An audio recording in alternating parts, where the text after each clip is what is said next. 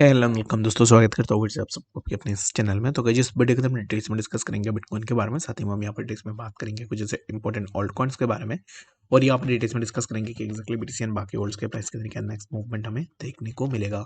तो first of all यहाँ पर क्या होता है कि जब भी मार्केट के अंदर कोई भी यहाँ पर एक ऐसे इंपल्सिव मूव्स आती है, जैसे कि डाउन ट्रेंड में हो या फिर अप ट्रेंड में हो, तो यहाँ पर हम सब में यही रहता है कि एक्जैक्टली मैनिपुलेशन हो रहा है या फिर अभी इस टाइम पे मार्केट यहाँ पर वोलेटाइल हो रहा है। तो ये एग्जैक्टली क्या है, इस चीज़ के ऊपर मैं इस वीडियो के अंदर डिटेल्स में डिस्कस करने की कोशिश करूंगा। मैंने यहाँ पर बहुत जगह देखा है कि एग्जैक्टली जैसे कि कल वाईजीजी भी नीचे है कि, लेकिन बहुत सारे ऐसे भी लोग थे जिनका ये कहना था कि exactly this is called manipulation, this is called ये, दिस इज कॉल्ड हुआ। एग्जैक्टली अगर आपको चार्ट देख के समझ में नहीं आता है कि एग्जैक्टली प्राइस के अंदर, हालांकि मैंने भी पहले यहाँ पर प्रेडिक्ट किया था कि यहाँ पर एक फ्लैश क्रैश होगा, ठीक है। बट ये जो फ्लैश क्रैश है, इस फ्लैश क्रैश होने से पहले प्राइस ने थोड़ा मूवमेंट ली, बट अगेन यहाँ से फ्लैश क्रैश हुआ।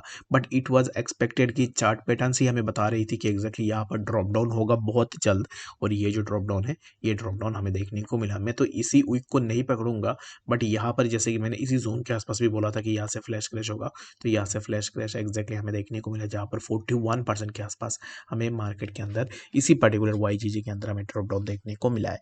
तो अभी इस टाइम पे मैं सबसे पहले मैं बात करता हूँ कि एग्जैक्टली मैनिपुलेशन कैसे होती है, कहाँ पर होती है, एंड प्योर मैनिपुलेशन क्या होता है, ठीक है। तो फर्स्ट ऑफ ऑल यहाँ पर क्या होता है कि मैनिपुलेशन होता है कुछ ऐसे रीजंस के कारण, जैसे कि सबसे पहला जो रीजन है वो होगा आपका कोई भी इकोनॉमिक इवेंट, जैसे कि एफओएमसी हो गया, फेड इंटरेस्ट रेट हाइक करता है, तो उसमें यहाँ पर कोई भी इवेंट आती है, तो इन दैट केस यहाँ पर मार्केट के अंदर जो भी मूवमेंट्स होती है in between the FOMC meetings and interest rate hike, तो तब क्या होता है कि मार्केट के अंदर हमें मैनिपुलेशन देखने को मिलती है, ठीक है। तो ये एक टाइप हो गया मैनिपुलेशन का। And the second type of manipulation is that कि मान लो कि यहाँ पर वाईजीजी है, वाईजीजी को लेकर कुछ नेगेटिव न्यूज़ निकल के आ गई कि अब इस टाइम पे कोई ऐसा एक्स वाई जेड कोई भी कंट्री वाईजीजी को बैन कर रही है, ठीक है। तो वाईजीजी में आप ट्रेड नहीं कर सकते इस पर्टिकुलर कंट्री के ऊपर। तो ये जो है ये एक नेगेटिव न्यूज़ है, जिसके जिसके कारण इसके अंदर एक अच्छा सा इम्पैक्ट हमें पड़ता हुआ दिखेगा। एंड एग्जाम्पल के लिए अगेन मैं रिसेंटली आपको बता देता हूँ कि सीआरबी में आपने देखा होगा कि सीआरबी के प्राइस के अंदर अचानक से एक अच्छा सा नीचे की तरफ आया। तो ये क्यों हुआ? तो ये हुआ जस्ट बिकॉज ऑफ सीआरबी का इकोसिस्टम जो है यहाँ पर हैक हो गया था, जिसके कारण हमें ड्रॉप डाउन देखने को मिला था। तो इसको बोलते हैं मैनिपुलेशन, या फिर प्राइस का नीचे जाना, या फिर आप वोलेटिलिटी इनको बोल सकते हो, ठीक है। तो ये हो गई कि जो कि हम ऐसे कोई भी कुछ न्यूज़ेस या फिर अपडेट्स निकल के आती है, then we can say that it's a volatility. Market के अंदर वोलेटिलिटी होती है, ऐसा नहीं है कि market is without volatility, volatility होती है। बट हमेशा जब भी आपका ट्रेड फेल हो, तब आप यहाँ पर मार्केट के ऊपर ब्लेम लगा दो कि एग्जैक्टली मार्केट में वोलेटिलिटी हुआ, ये हुआ, वो हुआ। तो ऐसा बिल्कुल भी नहीं है, ठीक है। तो मार्केट अपने अकॉर्डिंग ही मूव करती है, but all we need is to catch the patterns and move. हमें यहाँ पर चार्ट में ही देखना है कि एग्जैक्टली कहाँ से क्या हो रही है, कहाँ से क्या नहीं हो रही है। बाकी मैं उतना एक्सपर्ट नहीं हूँ, मैं ये नहीं बता रहा हूँ कि एग्जैक्टली मैं बहुत ज़्यादा एक्सपर्ट हूँ या फिर मैं हमेशा यहाँ पर चार्ट में कैच कर लेता हूँ। बट एग्जैक्टली देखोगे तो यहाँ पर बीटीसी के अंदर भी सिमिलर काइंड ऑफ चीज़ें मैंने आपको बताया था कि एग्जैक्टली हमें जो है ड्रॉप डाउन देखने को मिलेगा। एंड वाईजीजी के अंदर भी तो मैंने बता भी दिया था कि एग्जैक्टली यहाँ पर एक फ्लैश क्रैश बहुत जल्द होने वाला है। तो बाकी अगर आपको ट्रस्ट नहीं होता है तो फिर आप टेलीग्राम चैनल में जाके भी ज़रूर से चेकआउट कर लेना, वहाँ पर आपको चीज़ें देखने को मिल जाएगी। And the next thing is that कि यहाँ पर हम बहुत टाइम आपने देखा होगा कि मैं यहाँ पर स्केल्प ट्रेड के अंदर जाता हूँ। तो स्केल्प ट्रेड में मैं इसलिए नहीं जाता हूँ कि एग्जैक्टली यहाँ पर इसी पर्टिकुलर कॉइन के अंदर अभी इस टाइम पे मैनिपुलेशन हो रहा है या फिर इससे कुछ हो रहा है, इसलिए नहीं जाता हूँ। मैं इसलिए स्केल्प में जाता हूँ, रीज़न बिंग मैं वो आपको यहाँ पर क्लियर आउट करके बता देता हूँ। तो स्केल्प ट्रेड के अंदर मैं इसलिए जाता हूँ, रीज़न बिंग क्या होता है कि मान लो कि अभी इस टाइम पे प्राइस चल रहा है यहाँ पर, ठीक है, वाईजीजी का प्राइस चल रहा है यहाँ पे। तो अभी यहाँ पर वाईजीजी ऑलरेडी बहुत ज़्यादा ऊपर चला जा चुका है। तो अभी इस टाइम पे why I would go for a trade where मुझे 3 to 4% का स्टॉप लॉस यहाँ पर पुट इन करनी है, ठीक है। तो rather than putting that much big stop losses, मैं क्या करूँगा कि मैं यहाँ पर 1 या फिर 2% के आसपास यहाँ पर लॉस में अपना स्टॉप लॉस को सेट कर दूंगा, एंड यहाँ पर मैं स्कैल्प करते रहूँगा, ठीक है। तो इसमें क्या होगा कि अगर मेरा स्टॉप लॉस भी हिट हो जाए तो मैं यहाँ पर मिनिमम लॉस में अपना एग्जिट ले लूँगा, एंड यहाँ से प्रॉफिट होती है तो फिर वहाँ से एक अच्छा सा प्रॉफिट मैं यहाँ से लेके लेके निकल सकता हूँ। तो इसके लिए मैं यहाँ पर जब भी प्राइस के अंदर बहुत ज़्यादा मूवमेंट हो जाती है, तब मैं क्या करता हूँ कि उस पर्टिकुलर कॉइन के ऊपर मैं स्कैल्प ट्रेड लेने की कोशिश करता हूँ rather than taking a normal trade. बाकी आपको ये चीज़ समझ में आ गई होगी। बाकी बहुत सारे लोगों को ये समझ में नहीं आता है कि एग्जैक्टली स्कैल्प कैसे करते हैं। बहुत सारे लोग भी ऐसे हैं जो अपना यहाँ पर क्या करते हैं कि उनको ऐसा लगता है कि अब इस टाइम पे प्राइस नीचे आएगा, अब इस टाइम पे प्राइस नीचे आएगा, तो ऐसे करके पूरा लॉस करके बैठ जाते हैं। तो ऐसे स्कैल्प ट्रेड नहीं होती है। बाकी अगर आपका खुद में यहाँ पर जो है कंट्रोल नहीं है, तो मैं आपको यहाँ पर रेकमेंड यही करूँगा कि scalp trade is not made for you.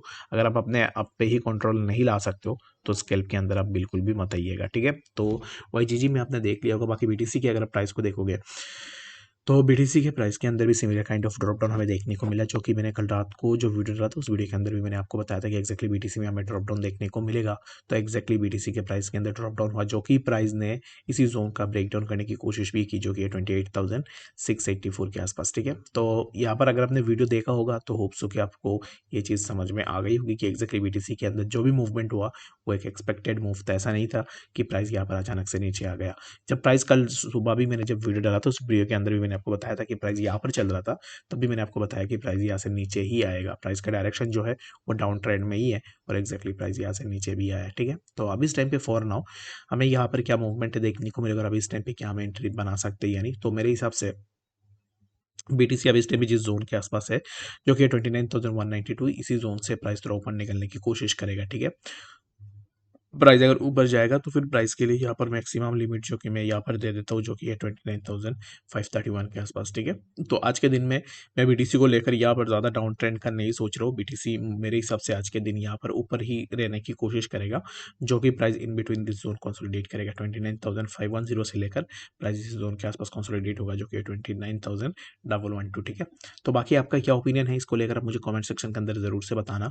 और बाकी यहाँ पर बीटीसी का जो भी मूवमेंट हो रहा है, इस मूवमेंट पे चार्ट के ऊपर मैंने ऑलरेडी बता भी दिया है कि एक्जैक्टली क्या मूवमेंट होने वाला है, क्या मूवमेंट नहीं होने वाला है। बाकी अगर आपने वीडियो को देखा होगा, लास्ट कल रात के वीडियो को भी देखा होगा, तो फिर आपने यहाँ से समझ लिया होगा कि एक्जैक्टली क्या मूवमेंट आने वाले टाइम में हमें देखने को मिल सकता है। बाकी यहाँ पर मैं फिर से आपको बता देता हूँ कि अभी इस टाइम पे प्राइस यहाँ पर मूव कर रहा है, यहाँ से प्राइस फिर से थोड़ा ऊपर जाएगा एंड अगेन यहाँ से साइडवाइज में नीचे आएगा एंड अगेन हमें कुछ इस तरीके के मूवमेंट्स देखने को मिलेंगे, ठीक है। तो कुल मिला के बात यही है कि right now we can expect a sideways move in BTC. बाकी अगर आपने एंट्री ऑलरेडी ले ली है तो मेरे हिसाब से राइट नाउ लॉन्ग पोजीशन में अगर आपका एंट्री है तो फिर प्रॉफिट आप समवेयर अराउंड इसी जोन पे एक प्रॉफिट बुक कर लेना, जो कि 29,321 एंड लेटर ऑन आप अपना प्रॉफिट को जो है समवेयर अराउंड 29,500 के आसपास भी बुक करके रख सकते हो, ठीक है।